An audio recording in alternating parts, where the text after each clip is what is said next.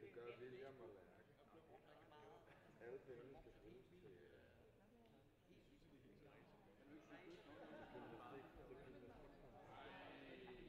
Men du er bare ude, mand. og bryde.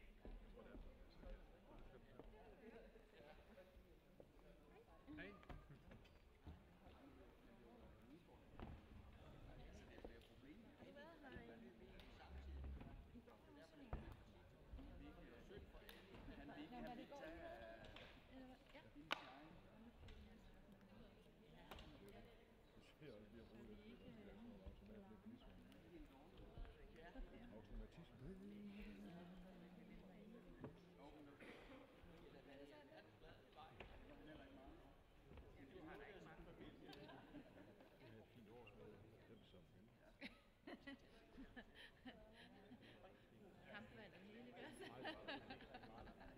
Det er næsten så topstyr som Hvor ved du fra? Ja.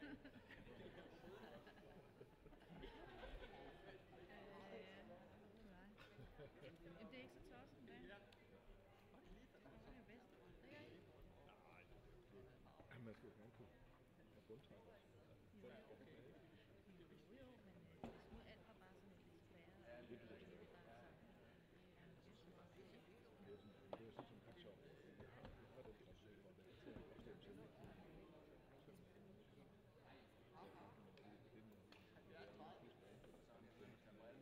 det må jeg jo så sige, det er jo ikke, altså det er jo sådan stemningsspil, ikke? Der var 268 stemmer for og 17 imod. Det er helt dumt. Det var lige den forening. Det var værre, man troede, ikke? Jeg er sikker. Jeg ved nogen, der er så. De går nok ikke så godt for. Jeg skal da lov for, at jeg har fået nogle. Ja. God eftermiddag og velkommen tilbage efter frokost. Nu er klokken rundet 2, og vi skal i gang med en rigtig interessant temasession om idræt og socialt udsatte. Kom endelig indenfor og kom ned og tage plads. Der er masser af plads hernede foran. Mit navn er Trygve Laub Asserhøj, og jeg er analytiker på Idrættens Analyseinstitut, og jeg har fået fornøjelsen af at være både ordstyrer og vært på de her 2 temasessioner. Og det betyder, at jeg udover at holde snor i talerne, også får lov til at indlede med et par bemærkninger, og på vanlig idansk vis nogle tal, fordi vi tæller bedre, end vi tænker, siger nogen.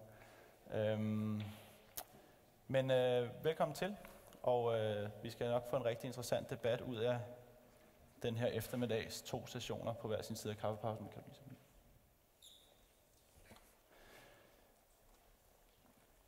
Grunden til, at vi taler idræt og socialt udsatte, er jo i forlængelse af, ja, du må gerne skifte, udredningen, som er blevet vendt og udredt i sig selv i flere omgange i løbet af den her konferences halvanden dag indtil nu, som jo også indeholder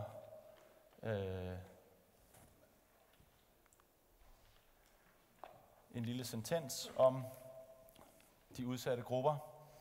Parterne bag udredningen har en forventning om, at DIF, DGI og DFIF firmaidrætten gør en særlig indsats for mangfoldighed i idrætten, herunder udvikling af handicapidrætten og idræt for socialt udsatte grupper, samt at organisationerne har fokus på ligestilling mellem mænd og kvinder. Og parterne vil følge udviklingen, står der sådan lidt truende næsten.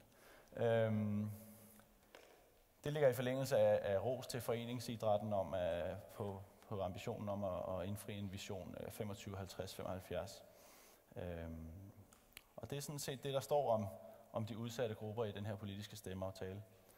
Hvad det så reelt betyder for idrætsområdet, og ikke mindst for de socialt udsatte, som vi skal tale om i dag, det er lidt mere åbent måske, og forhåbentlig noget, vi kan diskutere til bunds i de her 2 sessioner, vi har. Indtil klokken bliver 3:15, har vi 2,5 talere på, kan man sige. Det er mig selv, der er den halve, jeg har fået lov at indlede, og jeg vil prøve at bruge så lidt tid som muligt på at give overblikket i form af nogle tal og tendenser, når det handler om idræt og socialt udsatte. Så vil Martin S. Petersen fra Ombold tale lidt om projekt Ombold og fodbold for hjemløse. Idræt og de psykisk sårbare, et overset potentiale, vil Ejgil Jespersen fra SDU komme ind på, og så har vi en kaffepause, hvorefter at Søren Møller fra DGI og Karin Nødgaard har en kort replik til alle oplægsholdere. Og så håber jeg på, at vi både før kaffepausen og som afslutning på de her 2 sessioner har god tid til debat, så I kan få lov at spille ind alle sammen. Så noter endelig jeres gode spørgsmål og stik en hånd i vejret, hvis I skulle komme med noget helt akut. Ellers så vil jeg kaste mig ud i det her lille overblik. Den skæve idræt. Den idræt, som måske har svært ved at finde hjemme alle mulige andre steder. Man kan sige det primære, eller det første spørgsmål, som rejser sig, når man taler om idræt for socialt udsatte, er selvfølgelig, hvem er det egentlig idræt for? Hvem er de her udsatte, som vi alle sammen sikkert har en ægte og reel ambition om at ville gøre noget godt for igennem idrætten, men hvem er det egentlig, vi taler om? Og det er der forskellige udlægninger af. De udsatte kan være mange ting, alt efter de sammenhæng, man nu engang taler om social udsathed eller udsathed på andre måder. Socialstyrelsen har en skrivelse, der hedder personer, der lever i samfundets yderkanter, ofte har dårlig helbred, sjældent tilknytning til arbejdsmarkedet, ikke drager nytte af samfundets almindelige tilbud. Man kan spørge om lidt, om det er årsag eller virkning, men der er i hvert fald nogle ting, som de her folk har til fælles i høj grad. Det kan handle om sindslidelser, som vi har været inde på i en tidligere session, hvor det handlede om folkeoplysning og de socialt udsatte. Det kan handle om vold, prostitution, stofmisbrug, hjemløshed, alle de her ting, som kendetegner folk, som har det svært i livet generelt. Og så er der nogle ting, som de her folk ofte har til fælles. Svært med tilknytning til arbejdsmarkedet, lav social kontakt i det hele taget. Nogle gange bor de meget de samme steder. Der er også nogle etniske markører, som tit kommer til udtryk. Når vi så prøver at kigge på det fra helikopterperspektivet, er det rigtig svært at gøre sig klog på, hvordan de her grupper ser ud, fordi de er svære at spørge direkte. Det er også mindre grupper, og det er grupper, som netop i kraft af, at de ikke har så meget kontakt til omverdenen, ofte vil være rigtig svære at komme ud og snakke med. Det er en udfordring i forskningen, som jeg ved, at Ejgil vil komme ind på i sit oplæg. Det er også en udfordring, når vi ligesom prøver at kortlægge idrætten fra et højt perspektiv og kigge ned på, hvordan danskerne med forskellige baggrunde dyrker eller har et forskelligt forhold til idræt i det hele taget. Derfor bliver det tit et spørgsmål om indkomst og i sidste ende uddannelse, som er den sådan bagvedliggende faktor, når vi snakker om forskellige socialgrupper i Danmark. Og her skal selvfølgelig nævnes, at når vi så kigger på uddannelse som den bagvedliggende markør, er ikke dermed sagt, at alle, der har en lav uddannelse, er socialt udsatte, men det er ligesom den præmis, der er for os her, for ligesom at tegne det første rids af, hvordan hænger idræt og socialt udsathed egentlig sammen. Så det er min ambition her med de næste par minutter og enkelte slides. Jeg har taget udgangspunkt i den nationale sundhedsprofil fra Sundhedsstyrelsen i 2013, som jo har de her kramtal, kost, rygning, alkohol og motion, og der er det jo tydeligt, hvis vi kigger på den danske befolkning som helhed, totalen her, der er cirka 15%, der har, hvad Sundhedsstyrelsen definerer som usunde kostvaner. Og der er det jo så tydeligt, at den andel er væsentligt større blandt folk med højst en grundskoleuddannelse. Alle dem, der stadig er under uddannelse, er pillet ud, fordi at det er ikke til at sige, hvor de lander i den her kortlægning. Cirka 25% eller hver fjerde i den gruppe har dårlige kostvaner. Rygning ligner den fuldstændig. Flere ryger i den her gruppe. Alkohol er ikke på samme måde social markør. Det er mere en markør, om man er studerende eller ej i virkeligheden. Men motion. Og her taler vi altså om definitionen, når man dyrker motion, hvad der svarer til Sundhedsstyrelsens anbefalinger, det vil sige minimum 30 minutter om dagen, hård eller moderat fysisk krævende aktivitet. Og de blå søjler her er så andelen, der ikke lever op til de krav, som så for enkelthedens skyld er defineret som 4 timer om ugen, selvom det burde være 3,5. I befolkningen som helhed er det 7 ud af 10, der ikke lever op til det krav. Blandt folk med højst en grundskoleuddannelse er det næsten 9 ud af 10. Og den falder så også i takt med højere uddannelse. Og de mest aktive, som vi også ved fra alle mulige andre kortlægninger og befolkningsundersøgelser i det hele taget, er dem, der har en længst uddannelse. Hvad der så er særlig interessant, er, at man også i den her undersøgelse har spurgt, om man har et ønske om at være mere fysisk aktiv. Og den viser de røde streger her, hvor stor en andel af dem her i de blå søjler, som ikke er aktive, der dog har et ønske om at være mere fysisk aktiv selv. Og der kan vi så se, at blandt folk med længere, mellemlange og korte uddannelser, og for så vidt også korte videregående og korte uddannelser, er relativt mange, som gerne vil lave om på den inaktive hverdag, de har. Men blandt grundskoleuddannede, altså de laveste uddannede i samfundet, er der kun cirka halvdelen af dem, der er inaktive, der egentlig ønsker at være mere aktive. Så der er selvfølgelig en udfordring og nogle barrierer i forhold til motivation, som vi måske kan komme ind på i de senere oplæg. Hvis man skal kigge nærmere på det her med deres idrætsvaner, dem som lever i samfundets yderkanter og er marginaliseret på alle mulige måder, så kan vi gøre det med vores egne undersøgelser af danskernes motions- og sportsvaner, som går i dybden med forholdet til idræt blandt de her forskellige grupper. Vi kan kigge på de samme uddannelsesgrupper igen, og vende den om og spørge, hvor mange er aktive, og her er søjlerne lidt højere, end de burde være modsvarende dem, som var inaktive på den forrige slide, men det er simpelthen et spørgsmål om definitionsforskelle. Men de viser den samme udvikling. Jo mere uddannelse man har, jo mere større en tendens er der også til, at man selv er idrætsaktiv. Og den her slide kan man jo så sætte i perspektiv i forhold til missionen 25-50-55. Når man kigger på, hvor mange er idrætsaktive i det hele taget, det er de mørkeblå søjler, og hvor mange er aktive i en forening, det er de lyseblå søjler. Blandt grundskoleuddannede er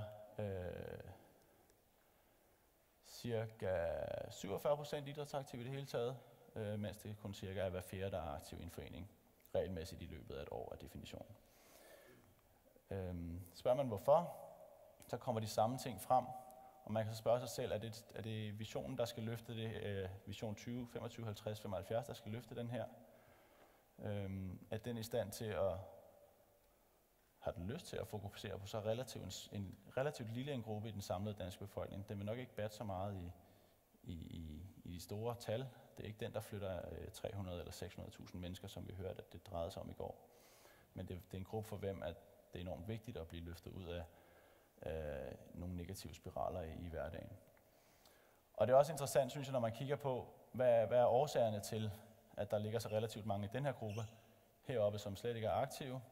Jamen det er oftere i den her gruppe faktorer, som jeg har et dårligt helbred, jeg er i dårlig form, jeg er for gammel, der bliver nævnt, når man spørger, hvorfor man ikke er idrætsaktiv. Og det burde jo netop være faktorer, som skulle motivere til at komme i gang. Det burde vendes om og være det, der gør, at man så får en aktiv hverdag og får det ud af idrætten, som vi alle sammen ved og anerkender, der er af positive biprodukter ved siden af glæden ved at være aktiv i sig selv. Så der ligger en udfordring, og der ligger et socialt skævt landkort, som idrætten med udredningen er blevet forpligtet til at kigge nærmere på. Politikerne vil følge udviklingen. Hvad vil idrætten så gøre? Hvad er der af gode erfaringer i idrætten? Og hvad er der af viden på området af de ting, vi skal diskutere her i dag? Så det vil jeg lade være de indledende bemærkninger, og så byde velkommen til Martin S. Petersen fra Ombold.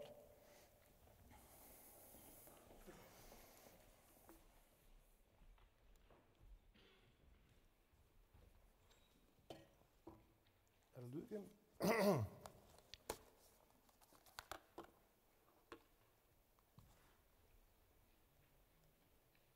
Hvor skal jeg stille den? Sådan der. Så kører vi den lige tilbage.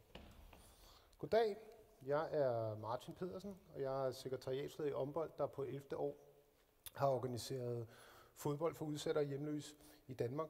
Og nu vil jeg her i de næste 20 minutter prøve at forklare jer lidt om, hvad projektet Ombold egentlig går ud på, og også stille spørgsmålstegn ved rimeligheden i, at vi på efterår rent faktisk stadigvæk er afhængige af midlertidige puljemidler, altså ikke er fast forankret. Fordi idrætspolitikken i Danmark, den bygger på lighed, og den bygger på foreningsidrætten, og alle de skal have en reel mulighed for at dyrke idræt. Og vi har en række støttestrukturer for eksempel eller tage særlig hånd om for eksempel ældre eller unge i boligsociale områder. Men hvad angår udsatte, så er der faktisk ikke rigtig noget bevågenhed andet end midlertidige puljer. Og nu har Tryg jo været lidt inde på udsathed. Så det vil jeg egentlig ikke gå så meget mere ind i, men at de mennesker, vi har med at gøre, det er jo dem her, der lever i yderkanten af samfundet.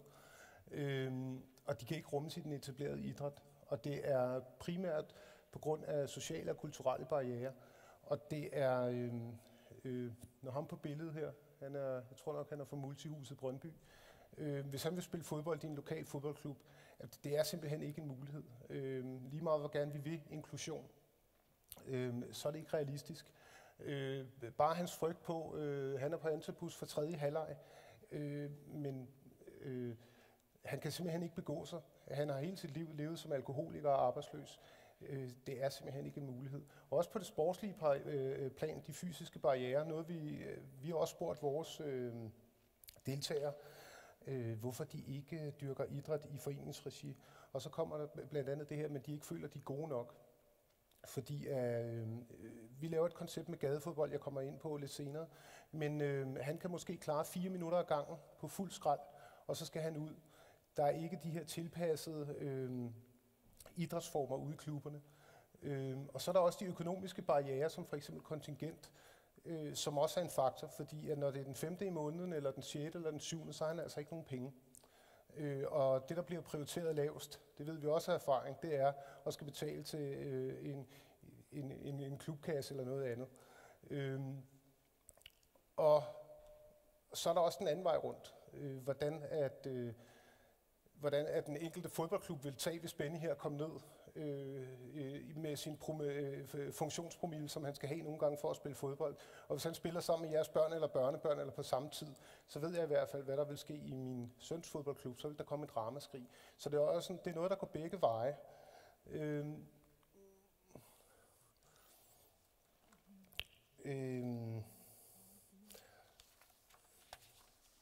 Så gennem 10 år, så har organisationer som Ombold, Dansk Værested-idræt, Idræt for Sindet, vi har vist, at det rent faktisk kan lade sig gøre at få den her målgruppe til at dyrke idræt. Og vi har vist, at vi rent faktisk kan få dem på banen og til at spille fodbold. Og det I ser her, det er et hold fra Sundholm, som er nogle af de allermest belastede. De spiller fodbold, flere af dem en gang om ugen. Vi har dem til vores stævner. Det er altså muligt at få en målgruppe, som for 10 år siden alle troede var fuldstændig umuligt. De har så store sociale problemer. Det er rent faktisk muligt at få dem til at spille fodbold. Men det sker på baggrund af puljemidler, som er midlertidige. Og det er altså et problem i vores arbejde. Men det vi så gør, for at tilpasse vores idræt til den her gruppe, det er, at vi laver noget tilpasset. Vi tilpasser vores idrætsaktiviteter. Vi skaber de overordnede rammer med lokale træninger, med landsdækkende stævner, og man kan sige, at vi skaber en eller anden form for alternativt idrætsfællesskab. Og vi ved, at vi kan skabe de her overordnede organisatoriske rammer og betingelser for det her, det kan lade sig gøre. Og vi har opsøgende arbejde, som måske er det allervigtigste, vi gør, fordi det, vi laver, det ligger i krydsfeltet mellem idræt og socialt arbejde. Vi kan have de bedste faciliteter, og vi kan have de bedste turneringer, men hvis vi ikke er ude lokalt og tale med værestedsmedarbejdere, medarbejdere på boformer derude, hvor at den her målgruppe befinder sig, så kommer de ikke. Og der er også et andet problem. Vi skal også overbevise ledelsen ude på de her forskellige institutioner om, hvor vigtigt det er, at de rent faktisk prioriterer det her som en del af deres tilbudsvifte. Og det er et problem, fordi de tit og ofte er økonomisk presset, og det første sted, de sparer, det er på aktiviteterne, og især på idrætsaktiviteterne. Så er det vores opgave at prøve at forklare dem om de effekter og alle de fordele, der er ved, at de rent faktisk prioriterer det her tilbud. Så har vi lokale træninger, og i princippet så er vores lokale træninger måske ikke så anderledes for, hvad der foregår ude i en hvilken som helst anden klub. Altså det er nogen, som godt kan lide at spille fodbold, og de mødes. Men igen, så er det vigtigt, at vi har nogle mennesker med, der ved, hvad de laver. Vi har prøvet at køre det her på frivillig basis. Vi har prøvet at få studerende ind, vi har prøvet at få mere ressourcestærke udsatte ind, men gang på gang, så falder det sammen, fordi det er simpelthen så vigtigt, at det er en knaldstabil træning, der er der hver gang, og det er nogle mennesker, der ved, hvad de laver, og frem for alt brænder for at have idræt. Og hvis vi gør det, så kan vi faktisk se, at så kan vi få mennesker, de allermest udsatte, til at komme. Flere af dem kommer fast en gang om ugen for at spille fodbold. Vi har træninger i større byer i Danmark, i alt 9, hvor der rent faktisk kommer mennesker af alle afskygninger og spiller fodbold. Og billedet her, det er John Faxe og Per Frimand, som ude på Sundholm var med til at skyde træningen i gang for første gang. Vi ville skabe noget hype omkring det. Og som I kan se, så er det jo faktisk ikke andet end en plads, der er indhegnet. Og nu kan I ikke se målene, som er i begge ender. Men det er også det, vi prøver at bruge de faciliteter, der er i nærområdet. Og indrømme det her, sådan, det var lige i underkanten. Men det er nok med en bold og 2 toppe. Så har vi landsdækkende træninger og mesterskaber, som er vigtige. Af nøjagtigt den samme grund som træninger og eller ikke træninger, men landsdækkende stævner og mesterskaber er vigtige for den almene idræt. Der skal være noget at træne hen imod. Der skal være et forum, hvor man kan mødes og spille med og mod hinanden. Herinde der er vi på Rådhuspladsen, og det der sker til vores, i modsætning til almen fodbold, det er, at vores turneringsstruktur er indrettet sådan, så selv de dårlige hold hele tiden har noget at spille for, at de får lige så mange kampe som de gode. Og lidt ligesom inden for foreningsidrætten, så er vi afhængige af frivillige. Men det er ikke frivillige på samme måde, fordi vi kan ikke regne med, at Rasmus, som står med ryggen hertil, selvom han har meldt sig til at stå og passe måltavlen, når han ikke spiller, at han rent faktisk kommer den dag. Det er altid en usikkerhed, vi må operere med, men det har vi inkorporeret i vores struktur, så det rent faktisk er muligt for os at få pillet banen ned, stillet bane op, lavet kaffepasse, måltavle, og derved, udover at skabe ejerskab, så holder det også udgifterne nede i forhold til at få afviklet de her aktiviteter.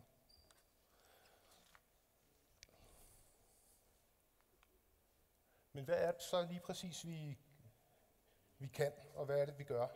At cirka 1200 deltagere har vi til vores stævner og mesterskaber. Og 50% af deltagerne har vi fundet ud af via spørgeskemaundersøgelser, træner rent faktisk en gang om ugen. Enten en af ombudstræninger, men også en af de træninger, som måske er lokalt ude på boformer eller væresteder.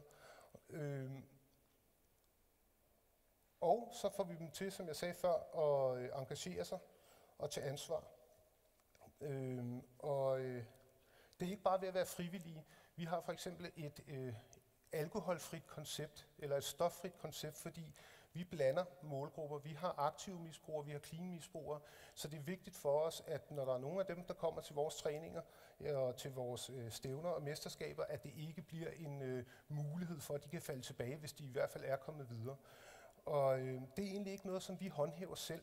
Det er noget, som folk ved, når de kommer ind. Det kan være, at de skal fortælles det i starten, men de ved, når de kommer til vores mesterskaber og stævner, og der er en, der står og drikker en øl, så er det fordi, han ikke ved, at det gør man altså ikke. Og så er det ikke os, der går hen, så er der en anden spiller, der går hen og siger, det må du lade være med, fordi der er så mange på Antabus, som har problemer, så du skal trække væk, og så trækker han væk. Fordi der skal også være ærligt, der er en del af vores spillere, som rent faktisk skal have en funktionspromille for overhovedet at dyrke idræt, og ellers får vi dem ikke ud for banen.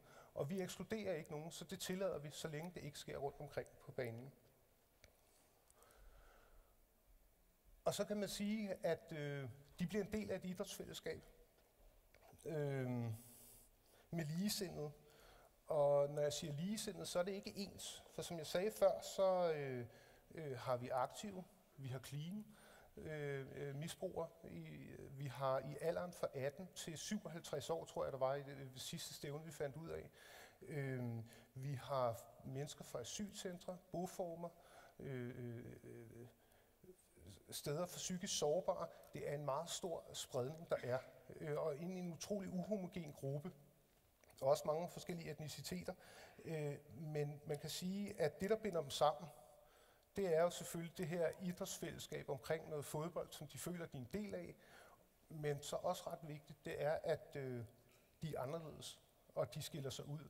Når de kommer og spiller i håndboldregi, så er det lige meget, hvilken bagage det har, det er lige meget, hvordan de ser ud, det er lige meget, hvor dårligt de spiller fodbold, og det er altså nogen, der ikke er særlig gode, og der er nogen, der er ret gode, så bliver der ikke kigget skævt til en. Og det er måske hele nøglen til vores succes, og hvorfor vi bliver valgt til af de her mennesker. Og så kan man så sige, at samlet set, så skaber vi nogle resultater, og vi har fundet et effektivt koncept. Men udover det her, så er det Marianne Hjelved, hun kaldte bonusen, har vi også. Fordi det vi har fundet ud af, det er, at hvis de her mennesker spiller fodbold en gang om ugen, så kommer de ud af risikozonen for samtlige livsstilssygdomme. Og det er et forskningsprojekt, vi har lavet sammen med Institut for Idræt, som har kigget på nogle hjemløse spillere over 3 måneder. Og de fandt ud af, at en gang om ugen, i 3 måneder, så er de ude af risikozonen for samtlige livsstilssygdomme. Og det er dog kæmpemæssigt, sundhedsmæssigt potentiale i, at de kan flytte sig derhen. Vi ved også, at det nedsætter misbrug og mindsker konfliktniveauet.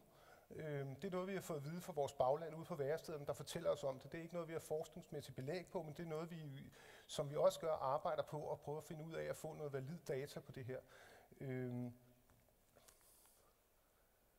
Så kommer vi så til idrættens støttestruktur.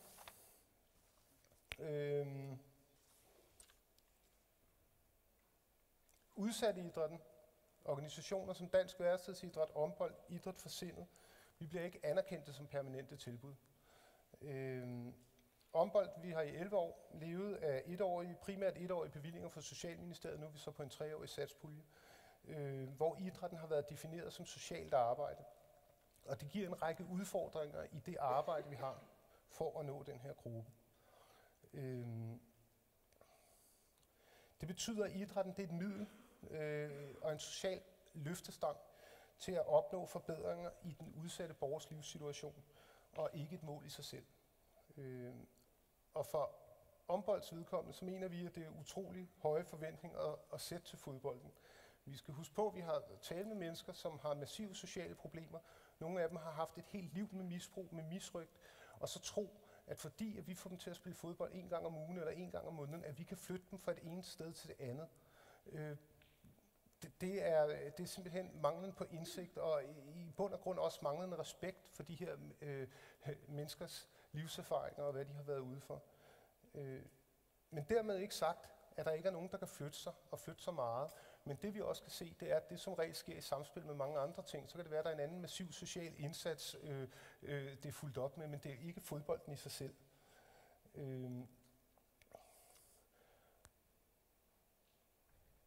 Og vi mener jo så, at idrætten det burde være et mål i sig selv, fordi det er det, når vi dyrker idræt. Og det burde også være muligt på en eller anden måde at finde en løsning, så vi kan få det gjort mere permanent, så det rent faktisk også gælder for udsatte. Vi er så med satspuljen 2012 fået, så er der sket en yderligere udvikling. Nu er det ikke nok med, at udsatte og hjemløse, de skal forandre deres liv. Nu skal de altså også forandre deres liv i foreninger.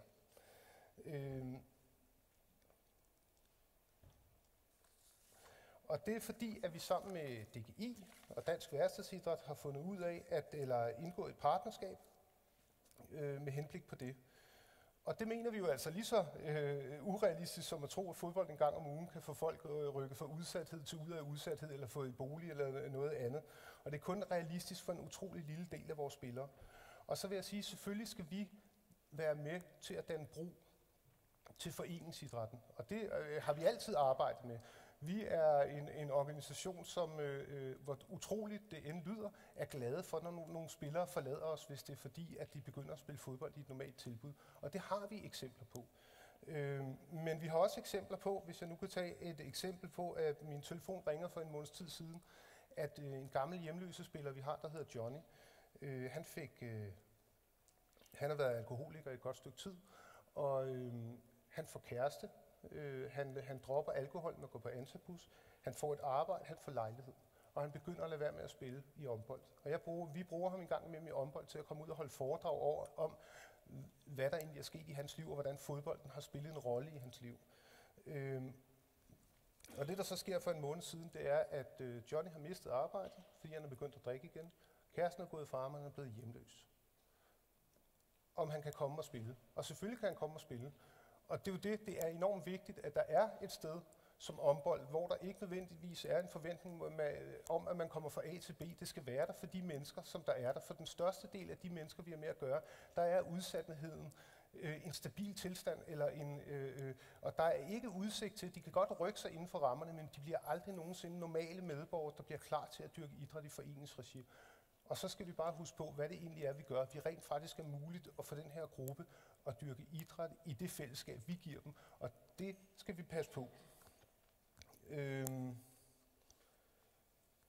Så er der også det, at i og med, at vi er afhængige af tidsbegrænsede puljer, igen det her fokus på udvikling, vi skal hele tiden forholde os til de her sådan, mere eller mindre urealistiske krav. Og det giver nogle rigtig svære arbejdsbetingelser, fordi vi kan ikke planlægge. Vi har utrolig kort tidshorisonter. Nu er det så 3 år, men 3 år er ikke særlig lang tid, hvis man skal lægge strategier. Og 3 år er ikke særlig lang tid, hvis man skal give folk sikkerhed i ansættelsen. Så det kan være enormt svært at bibeholde kompetencer og viden i organisationen, som besværliggør arbejdet. Med den idrætspolitiske stemmeaftale skal det ikke være nogen hemmelighed, og der har vi virkelig skubbet på og håbet, at vi har vundet gehør hos politikere og andre omkring, hvor vigtigt det var nu at få ændret det her, sådan så at det var en perfekt mulighed til at nu få gjort noget ved de her støttestrukturer. Men som I nok ved, så blev vi lidt skuffet, Og alt blev ved det gamle, og dog. Fordi nu er der så en udsigt til, at vi ryger fra Socialministeriet over i Kulturministeriet. Og det har skabt endnu flere udfordringer, end vi nogensinde har haft før. Fordi, som sagt, så vi mødes med holdningen for alle de politikere og embedsmænd, vi har talt med om, at udsatte idrætten, det er vanvittigt vigtigt, og vi gør et rigtig godt stykke arbejde. Vi får de her mennesker til at dyrke idræt og spille fodbold. Det skal vi bevare. Men det, der er sket nu, det er, at Social-, Børne- og Integrationsministeriet siger, nu er det op til Kulturministeriet, idrættens hovedorganisationer, at varetage den her opgave. Når vi så går til idrættens hovedorganisationer, det her tilfælde DGI, så siger de, jamen det vil vi da gerne, men så skal vi have nogle flere penge, fordi det ligger ikke inde i vores budget. Så går vi til Kulturministeriet, som siger, jamen vi vil hjertens gerne hjælpe jer, men det kan vi ikke. Men derudover så mener vi rent faktisk, at det ligger inden for i regi af idrættens hovedorganisationer, så I må prøve at tale med dem. Og tilbage står vi i Ombold og er rigtig bekymret for, at der tilsyneladende ikke rigtig er nogen, det virker ikke som om, der er nogen, der vil tage medansvar for det her. Og det betyder, at der igen er en begrundet frygt for, at alt det arbejde, vi nu, de her forskellige organisationer og den viden, vi har opbygget igennem 10 år, kan falde på gulvet, mens politikere og idrætsorganisationer diskuterer om, hvem pokker er det egentlig, der har ansvaret. Er det idræt, vi laver? Er det socialt arbejde, vi laver? Og det vil vi jo rigtig gerne have en afklaring på. Men hvad skal der altså så til, hvis vi nu havde en fri ønskeseddel for Ombold om, hvad skal der til for at virkelig udnytte potentialet i det her? I må regne med, at de midler, vi har fået, det er småpenge. Altså Ombold har et budget på omkring 2,5-3 millioner, alt efter hvor mange fondsmidler vi får ind. Og jeg er ikke helt klart over Idræt for Sindets budget, eller Dansk Værstedsidrætsbudget, men jeg tror, det ligger nogenlunde i samme omegnen, samme midler. Det er ikke specielt mange penge, det drejer sig om. Vi vil jo gerne have, ligesom vi kender det inden for idrætten, en overordnet struktur, der kan opsamle de her viden og erfaringer. Fordi at den dybe tallerken bliver opfundet rigtig mange gange i det her puljetyranni. Der er rigtig mange erfaringer, som er blevet gjort før, og fejl, der bliver gentaget. Og jeg ved ikke, om det er, fordi der ikke bliver læst evalueringer inde i Socialministeriet, men det er ligesom, der ikke er rigtig nogen, som... Altså i princippet ved vi godt, hvad der virker, men det virker bare som om, vi gentager de samme fejl igen og igen. Selvfølgelig skal der være en overordnet struktur, som støtter relevante lokale og nationale aktører, som har bevist, at de magter den her opgave og kan gøre det her. Det kan ikke være rigtigt, at det skal være ved med at være tidsbegrænsede midler. Men selvfølgelig skal der også være søgbare udviklingsmidler, igen, som vi kender det fra andre områder, til de nye gode idéer og nye initiativer, der springer frem. Og det er egentlig ikke så svært, fordi vi kunne passende hente inspiration igen i idrættens verden, fordi det er lidt et paradoks, at vi har støttestrukturer til dem, der er rigtig gode til det, de gør. Vi har Team Danmark, men vi har ikke nogen støttestrukturer for dem, der er rigtig dårlige til det, de gør, men rent faktisk gerne vil være bedre. Og for Ombolds vedkommende, så har vi allerede lavet logoet til det nye Team Under Danmark. Hvis vi kunne få idrættens hovedorganisationer, og Kulturministeriet og Socialministeriet, fordi Socialministeriet er en helt vildt vigtig spiller i det her. Fordi at en del af det arbejde, vi laver, det skal vi også være ærlige om, det er ikke idræt, det er socialt arbejde, men en del af det er altså også idræt. Alle idrættens hovedorganisationer og Socialministeriet, Kulturministeriet, Sundhedsministeriet ind og samle de erfaringer, og så rent faktisk have nogle mennesker, der ved, hvad de snakker om. Så kan vi måske også, i stedet for hele tiden snakke om, at vi er verdensmestre i idrætsdeltagelse, og vi er gode til at vinde medaljer, så kan vi måske blive verdensmestre og være foregangsland for andre lande, som kan kigge til Danmark og sige, hold kæft, hvor er det fantastisk, de får simpelthen udsat og hjemløst til at dyrke idræt, fordi det kan jeg sige, det har de også problemer med i rigtig mange andre lande. Og det var egentlig det, jeg havde at sige til jer.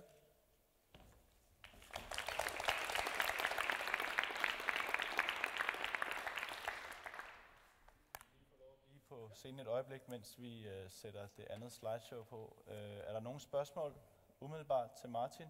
Vi kommer til at have tid til en debat efterfølgende, så hvis det er nogle afklarende spørgsmål, så skyd endelig løs nu her. Ellers så får Martin lov at tage scenen ved siden af Ejgil efter Ejgils oplæg, og så starter vi derfra.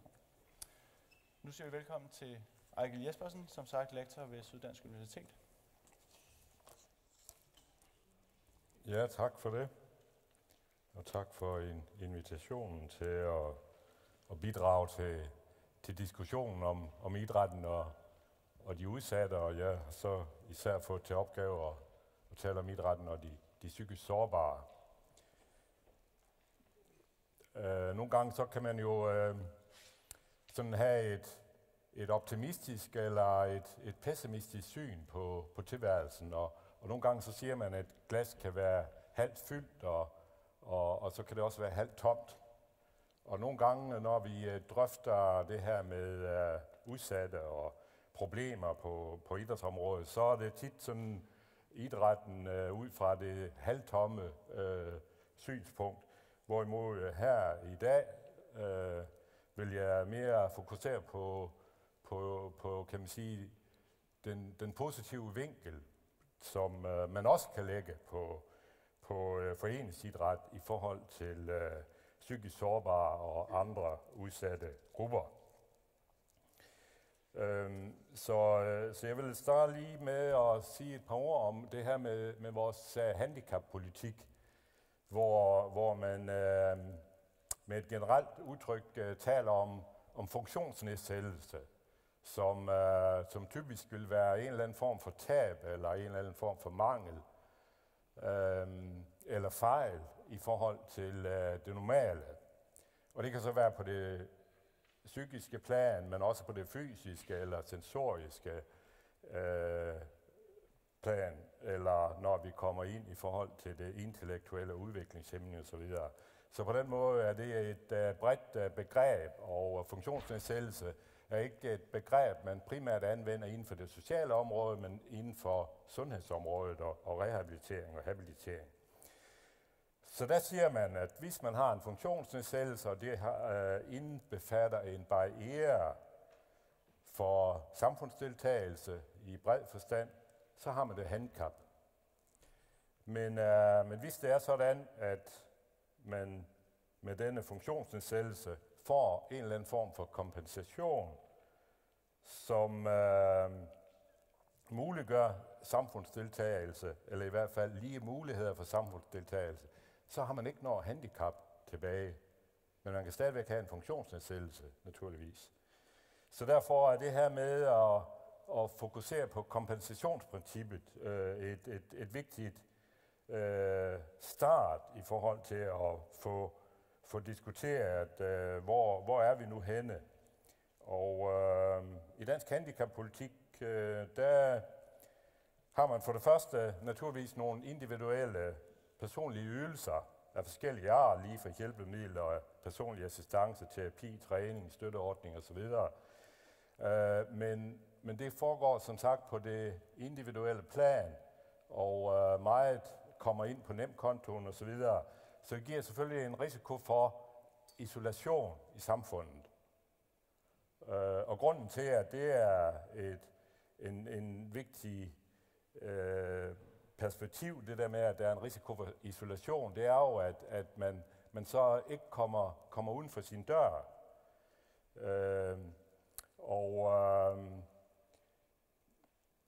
Det er også en relativt bekostelig affære for samfundet, velfærdssamfundet, med de her individuelle ydelser.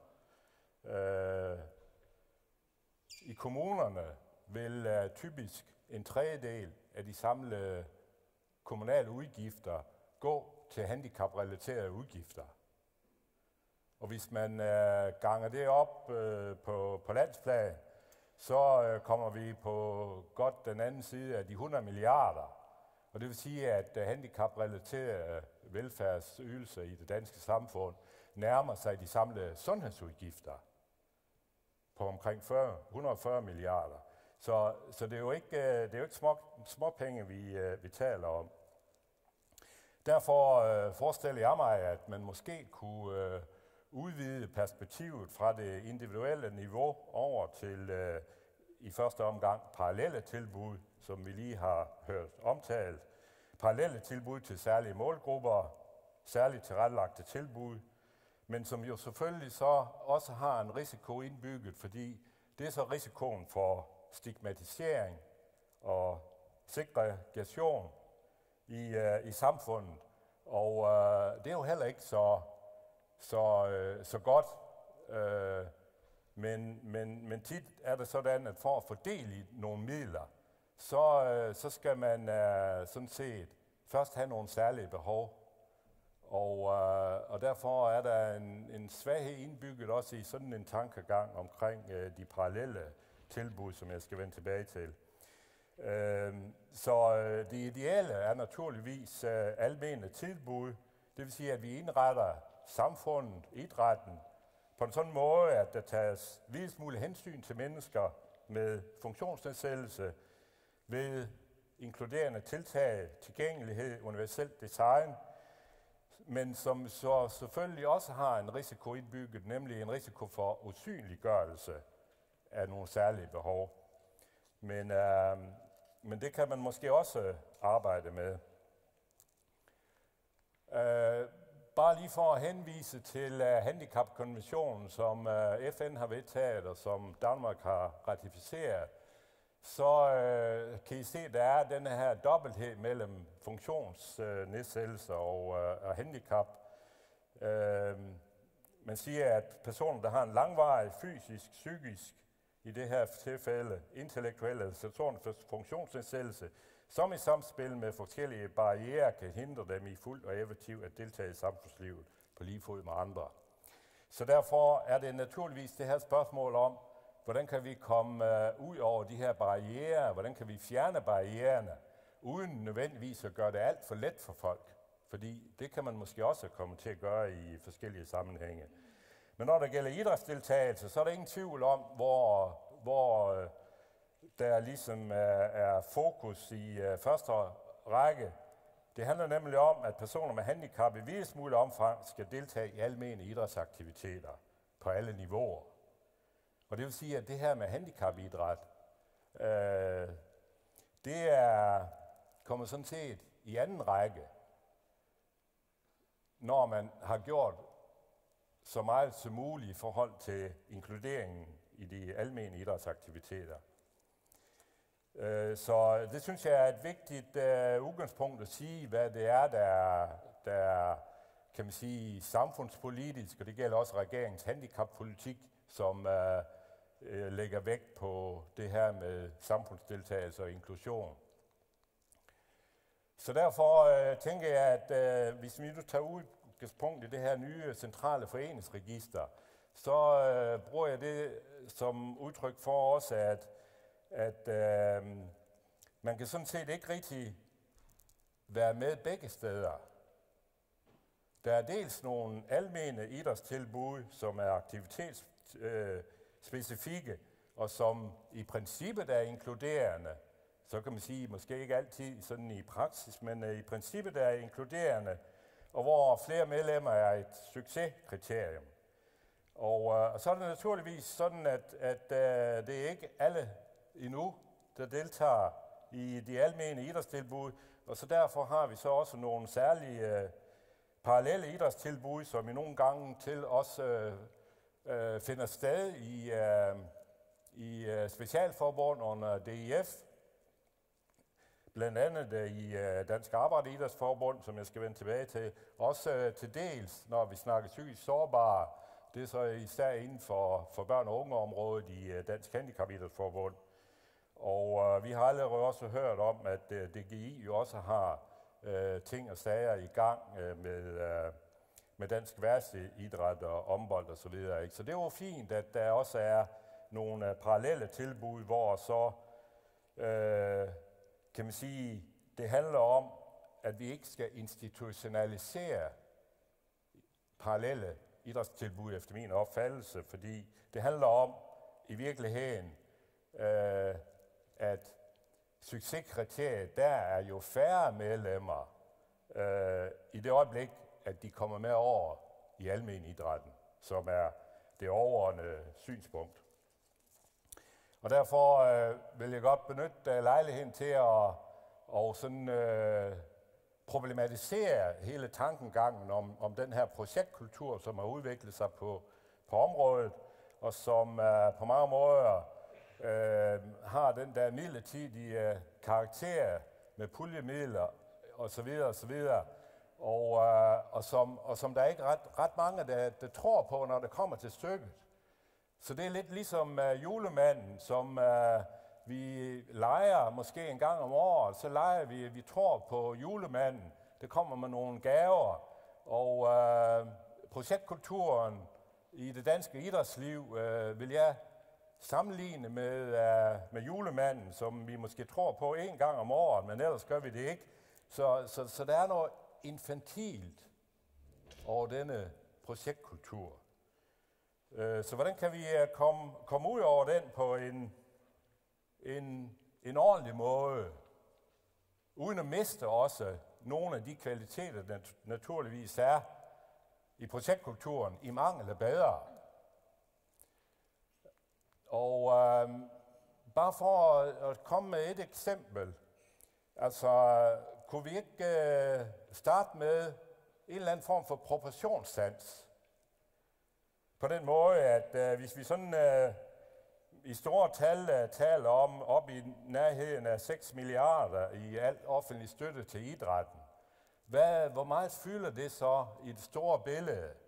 Bare når vi nu tager fat i de sociale tilbud til mennesker med sindslidelse, som der ydes ud fra forskellige paragrafer i serviceloven og en enkelt paragraf i almen bolighedsloven, så løber det op i dobbelt så mange penge, som hele idrætten får, nemlig 12 milliarder.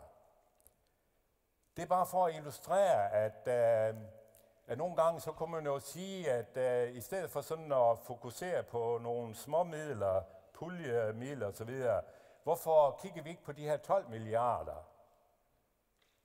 Og så sige, at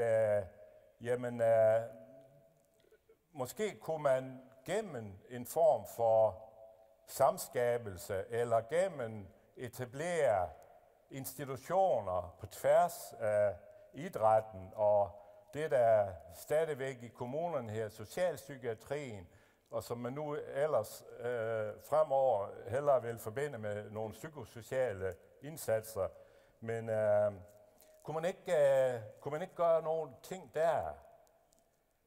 Og så det er jo, så taler vi lige pludselig om andre midler end nogle meget beskedne midler til det her område. Og jeg mener, at de her ting skal også tænkes ind i det samfundspolitiske på den måde, at vi jo faktisk i udgangspunktet har forbud mod forskelsbehandling på arbejdsmarkedet, når det gælder også handicap. Så det har vi på arbejdsmarkedet. Og her for nylig var det sådan, at FN kritiserer Danmark i stærke vendinger for ikke at have indført et generelt forbud mod forskelsbehandling eller diskrimination, som altså rækker ud over arbejdsmarkedet, og som også kunne for eksempel række ind i forhold til idrætsområdet. Så jeg mener, det er meget vigtigt at være opmærksom på det med, at vi jo i udgangspunkt ikke skal diskriminere mennesker. Det betyder ikke, at man ikke så i andre tilfælde, og som noget sekundært igen, ligesom de parallelle idrætstilbud, naturligvis skal have en form for positiv særbehandling, hvor det kan være hensigtsmæssigt. Men jeg vil gerne sige, at vi skal passe på ikke i for høj grad at gå op i det der med positiv særbehandling. I udgangspunktet så er det et forbud mod forskelsbehandling generelt, som der er behov for. Der er forskellige initiativer i gang med Institut for Menneskerettigheder og også i det politiske system. Så det er jo muligt, at der kommer sådan et forbud, som jeg tror kan blive en stor løftestang i forhold til alle grupper, som ikke føler sig ordentligt behandlet i det etablerede idrætssystem. Så der er en politisk opgave, som også handicaporganisationerne allerede i 2006 vedtog, at vi skal arbejde denne vej.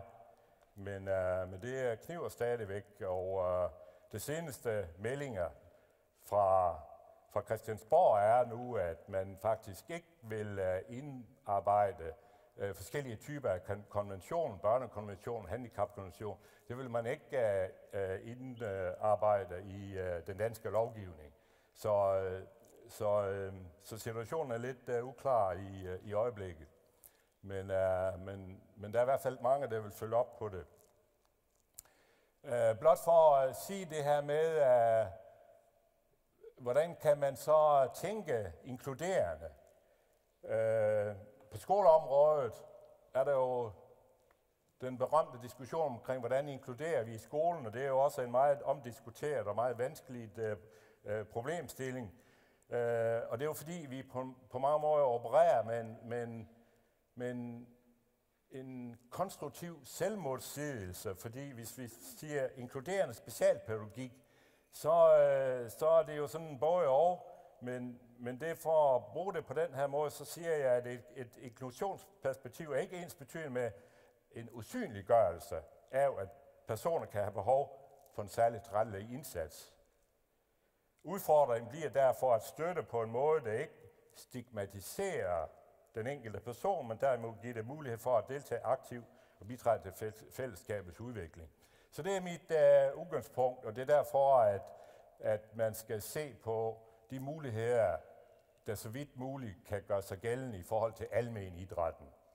Og derfor er mit perspektiv, det er flere veje til inklusion i almen idrætten. Og et af de konstruktive bidrag på området, det er Dansk Arbejderidrætsforbund, som siden 1996 har arbejdet for idræt for sindslidende, og som nu, for ikke at det skal blive for stigmatiserende med sindslidende, taler om idræt for sindet.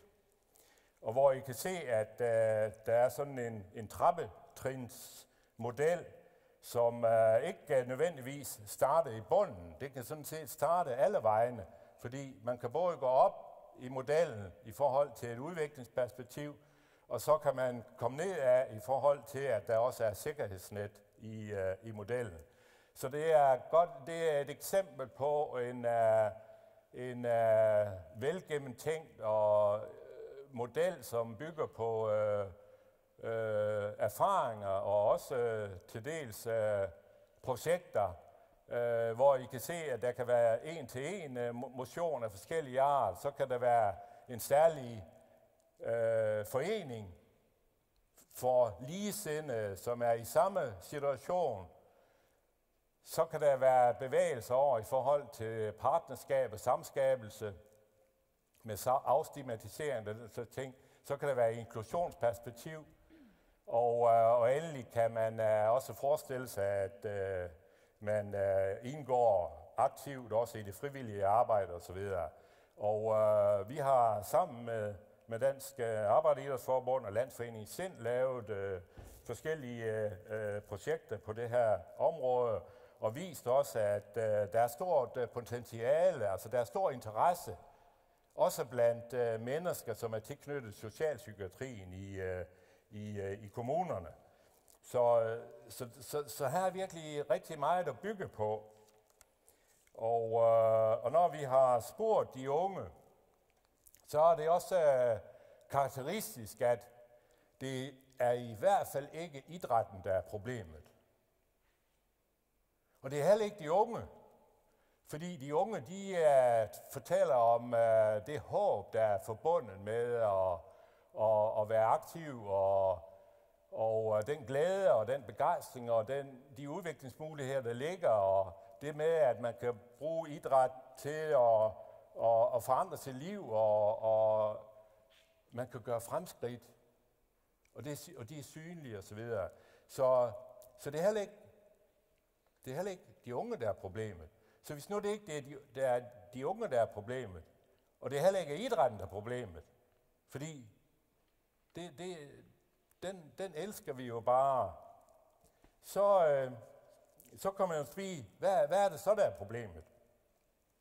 Det første, det handler om, det er naturligvis, at de unges liv skal sættes i fokus. Det her skal være idræt med et menneskeligt ansigt. Og idræt er ingen trussel. Altså, grunden til, at vi formulerer det på den måde, er jo, at man i socialdemokratien og i kommunerne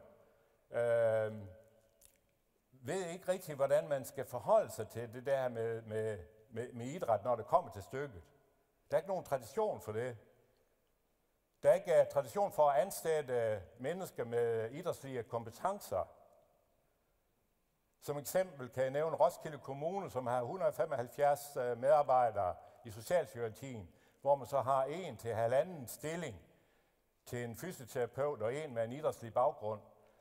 Så det ligner jo ingenting. Hvorfor har man ikke 10 eller 20 eller 50 af de der 175 medarbejdere, som der kan være lidt fut i?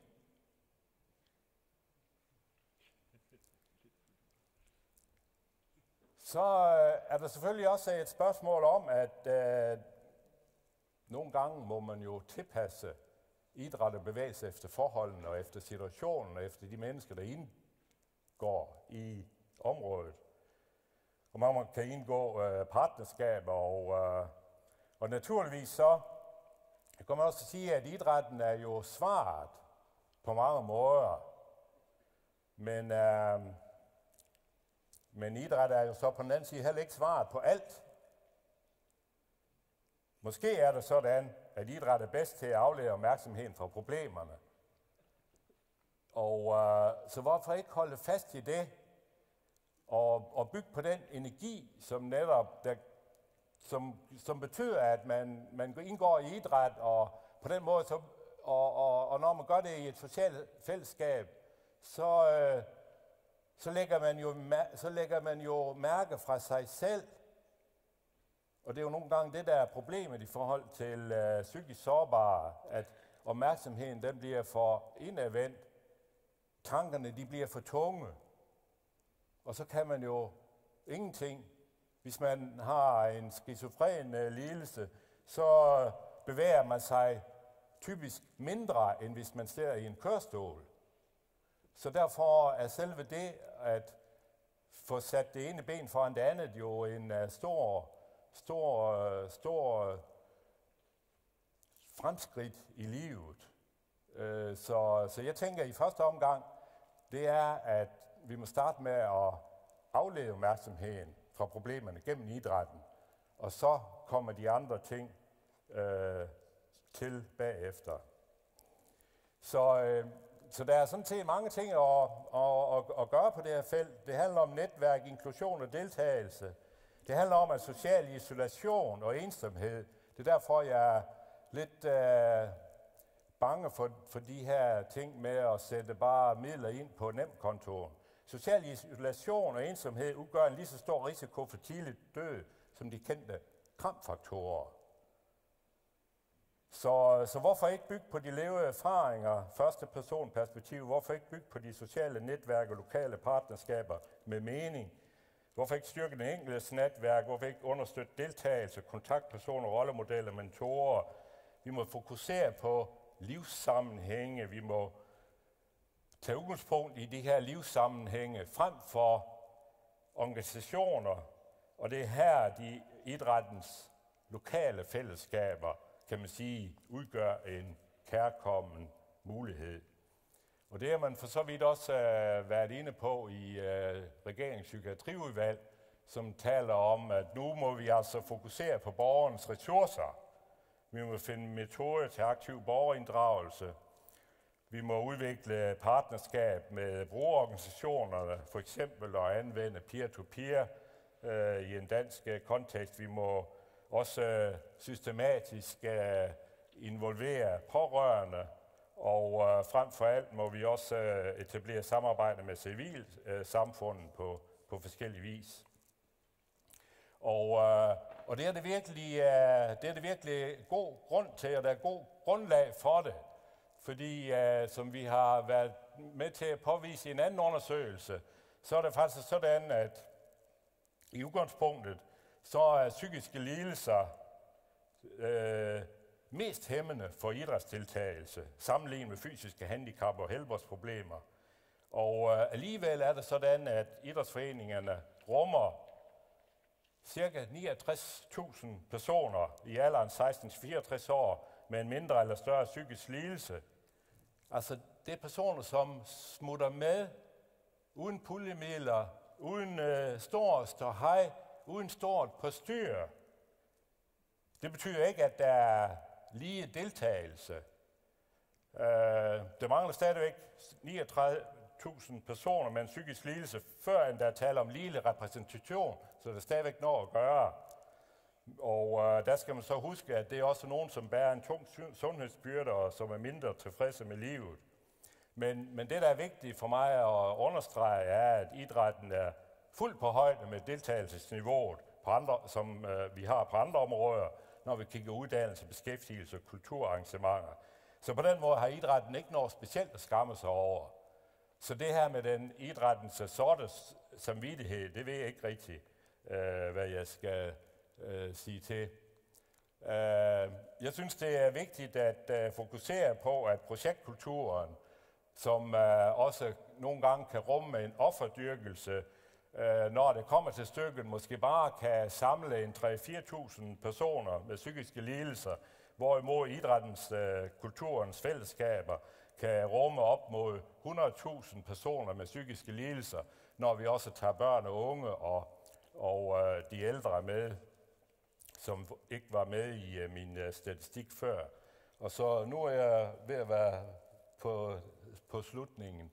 Så derfor vil jeg bringe stafetten videre til Søren Møller, som jo i en lederartikel i Udspil her for nylig skriver, at vi skal være omhyggelige og varsomme, når vi sammen med stat og kommune iværksætter projekter, puljer, sigtelinjer, strategier osv. Vi skal lære af at beskytte de erfaringer, der i al stilhed opnås i foreningerne, eller med andre ord, foreningerne er det alternativ til, hvad jeg sådan kunne forbinde med sugar dating, altså alle de her projektmager, som kommer ind og ud for en god bemærkning. Så tak for opmærksomheden.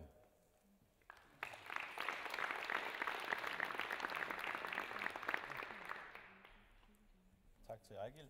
Vil du ikke tage plads herovre ved siden af? Og nu har vi et lille kvarter, hvor der er lejlighed til at stille spørgsmål. Og så skal jeg minde om, at vi har et stort kvarter i hvert fald efter kaffepausen til os at henvende spørgsmålene til den idrætspolitiske og politikpolitiske baggrund i form af Søren Møller og Karin Nødgaard, der bliver en del af panelet efterfølgende. Men spørgsmål til de to oplægsholdere? Ja, værsgo. Har vi mikrofoner, der render rundt? Så må du gerne stille dig op i hvert fald. Jeg hedder Thomas, og jeg har en lille aktie i håndbold. Vi tager lige en mikrofon. Hallo? Ja, jeg hedder Thomas. Jeg har en lille aktie i det der håndbold, eller jeg var med til at starte det for 10 år siden. Men jeg vil godt spørge dig, Ejgil. Nu var det meget sjovt at se, at du havde, det var sindslidende, og det var et handicapbegreb, som du havde ind over der. Men hvad med en junkie? Altså, det er ligesom om, at hvis man har misbrug, eller er aktiv misbruger, eller ikke er ludoman og ikke betaler sin husleje, så er man selv skyld i det. Det er man ikke, hvis man sidder i rullestol eller får en sindslidelse. Og der synes jeg, at nogle af dine pointer, de rammer lidt skævt i hvert fald i forhold til aktive misbrugere og andre helt på kanten.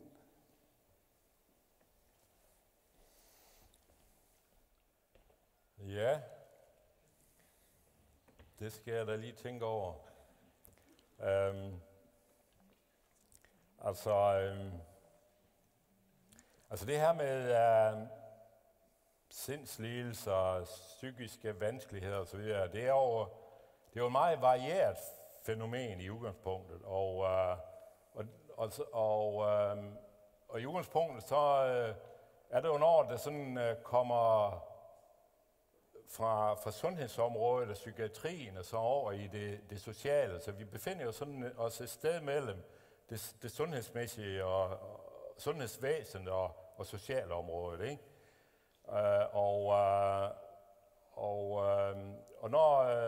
Hvis vi så går ind i forhold og fortsætter inden for socialområdet og går ind i forhold til Socialstyrelsen, ikke, så finder vi jo, at når man i Socialstyrelsen taler om udsatte, så inkluderer man sindslidende.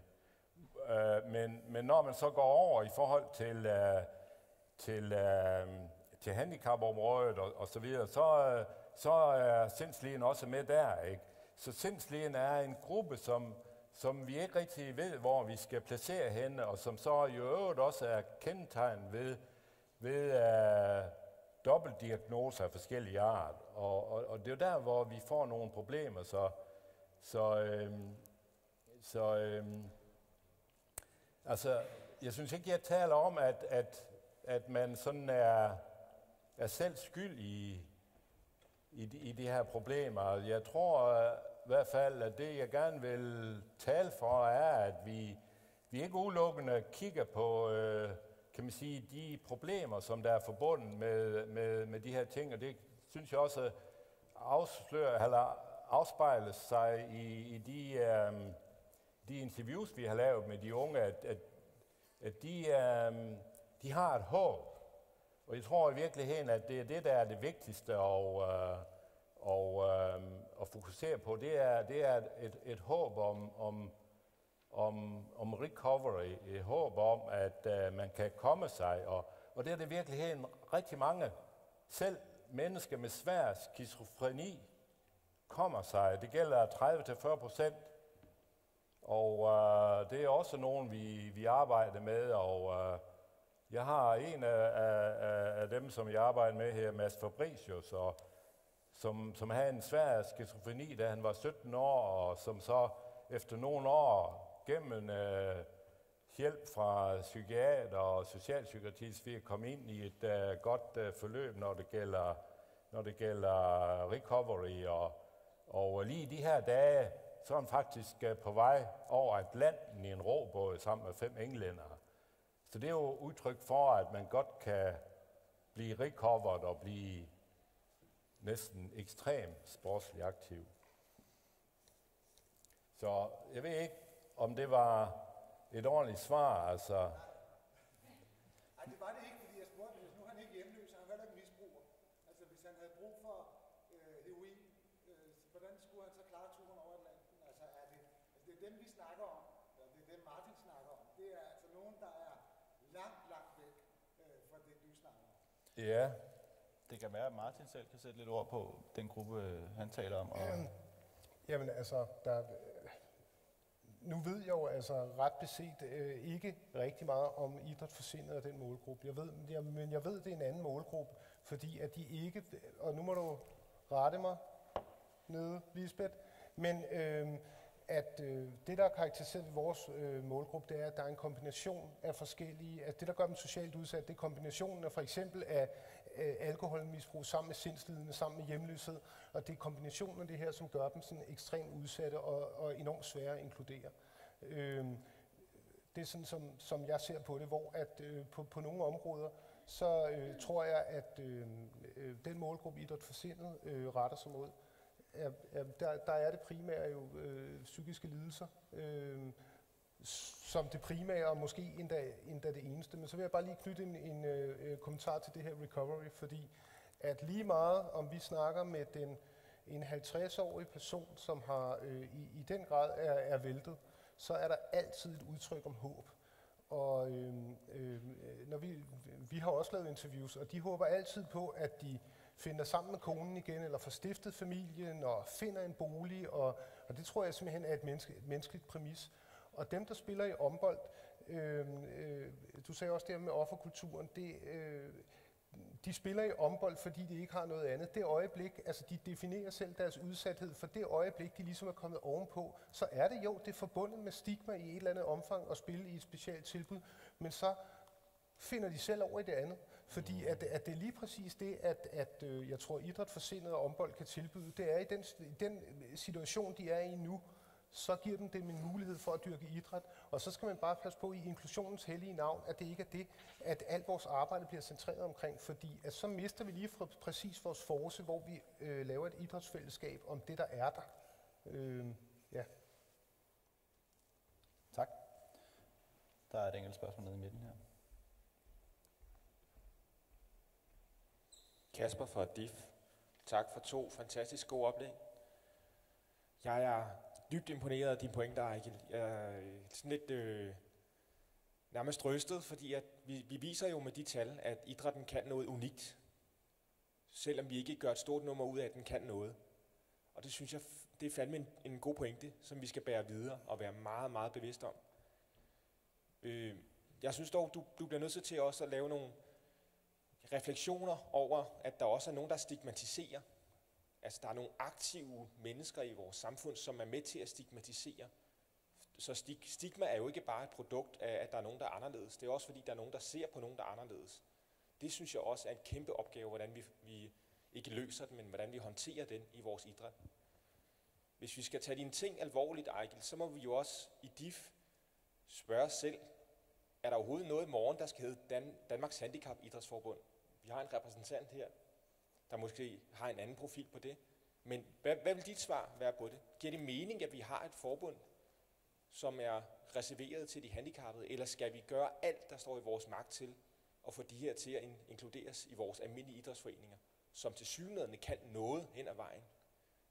Det synes jeg er rigtig realpolitisk relevante spørgsmål, men tak for et godt oplæg. Ja, det vil jeg gerne svare på. Altså jeg mener, at Dansk Handicap Idrætsforbund skal nedlægges.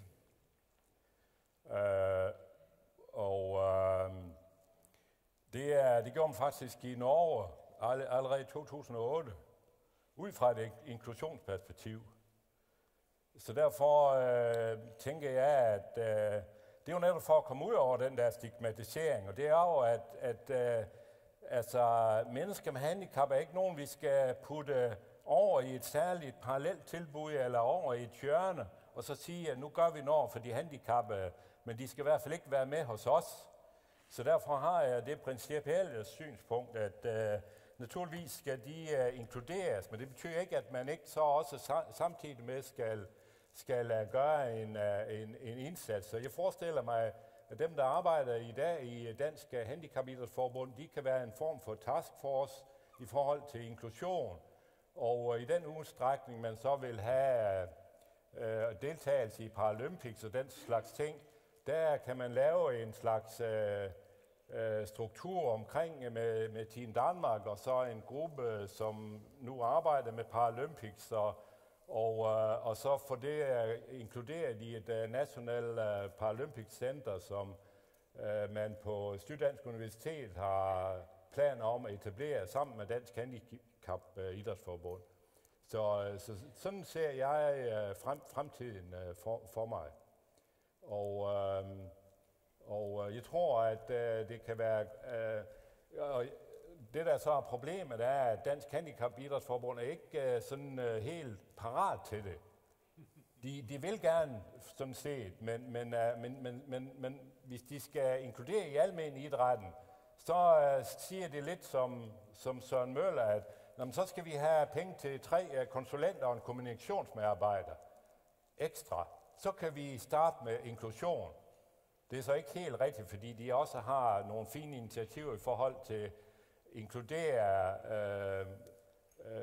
børn og unge med udviklingshæmning, for eksempel i almindelige idrætsklubber, hvor de så har deres særlige hold. Så det, der er pointen med det her med inklusion, det er, at handicapidrætsøvere, de elsker også sporten. Og det, de beder om, det er, at det er sporten, der bliver fokuseret på, ikke handicappet. Så derfor skal vi se på, hvordan vi på bedst mulig måde kan få inkluderet handicapidrætten, inklusive de psykisk sårbare, i det her nye samarbejde mellem DGI og DIF. Så jeg ved også, at der er udvalg, der arbejder med de her ting. Så derfor Jeg tror også, der er et øjeblik inden vi gennem endelig på spørgsmålene. Vi får mere tid til debat på den anden side af en kaffepause. Jeg vil bare lige give Martin chancen for os lige at svare på det her. Du er selv inde på det her med, om der er plads til inklusion, eller om man på den måde kommer til at glemme nogen. Jamen igen, altså jeg tror, det er 2 så forskellige målgrupper. Altså det er nogle, inden for den målgruppe, vi taler om, så altså, det er jo ikke det, du har forsket i, vel, Ejgil? Fordi at det er, og hvis det var det, så ville jeg sige, at du skulle gøre et bedre stykke arbejde. Så så jeg har lidt svært ved at kommentere på det andet, end at min erfaring med, fordi vi også har psykisk syge inkluderet i vores tilbud, at stigma er ikke nødvendigvis et vilkår, når de er inde. Altså det kan jo lige præcis komme, når de kommer ud i foreningen. Fordi at, og dem, der ikke kan klare det, de lader være med at dyrke idræt. Men hvis man er sammen med nogen om et idrætsfællesskab med ligesindede, det viser alle erfaringer også. At det handler om, det er den her, man ikke skal have den sociale præstationsangst, eller være bange for, at folk kigger skævt til en. I inklusionens hellige navn, den bliver brugt rigtig meget. Det er vi jo også udsat for. Og min holdning er, at der skal bygges. Vi skal sørge for, at der hele tiden er den her vekselvirkning, og vi kan guide folk over, der er parate. Men jeg tror i hvert fald, i forhold til psykisk sårbare og udsatte, handicappede, tror jeg nogle andre problematikker, men det ved jeg ikke særlig meget om. Så ved jeg bare, er jeg ret sikker på, at lige præcis det her, man kan være et idrætsfællesskab med ligesindede. I en forening eller uden for en forening, i et selvorganiseret interessefællesskab, eller hvad ved jeg, organiseret ombold eller landsforening af væresteder. Det gør rent faktisk, at vi lige præcis får nogen til at dyrke idræt, som ikke ville have gjort det ellers. Det er jeg overbevist om. Det bliver sidste ord på den her side af en kaffepause.